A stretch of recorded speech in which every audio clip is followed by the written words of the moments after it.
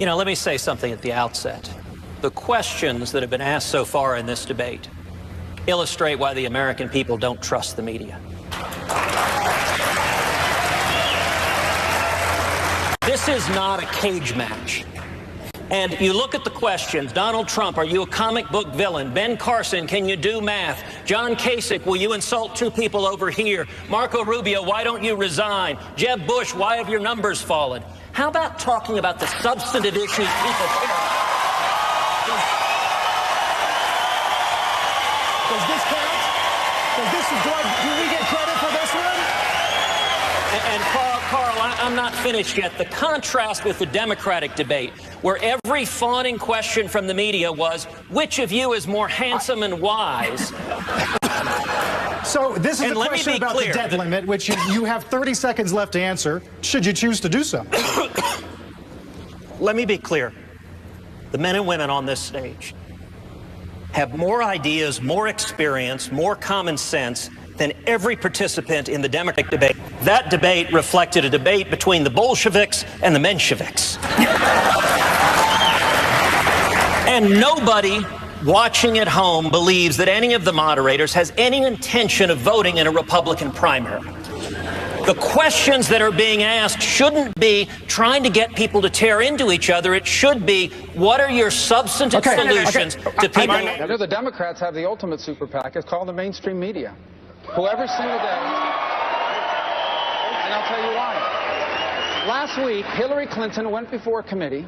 She admitted she had sent emails to her family saying, hey, this attack in Benghazi was caused by al-Qaeda-like elements. She spent over a week telling the families of those victims and the American people that it was because of a video.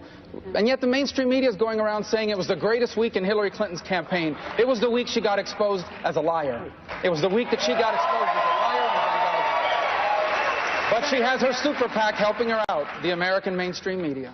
Becky, it is the height of hypocrisy for Mrs. Clinton to talk about being the first woman president when every single policy she espouses and every single policy of President Obama has been demonstrably bad for women. 92% of the jobs lost during Barack Obama's first term belonged to women. Senator Cruz is precisely right. 3 million women have fallen into poverty under this administration. The number of women living in extreme poverty is the highest level on record. I am a conservative because I know our values, our principles, and our policies work better to lift everyone up, men and women. Thank you, Mrs. Spears. Are we really talking about getting government involved in fantasy football? Wait a second.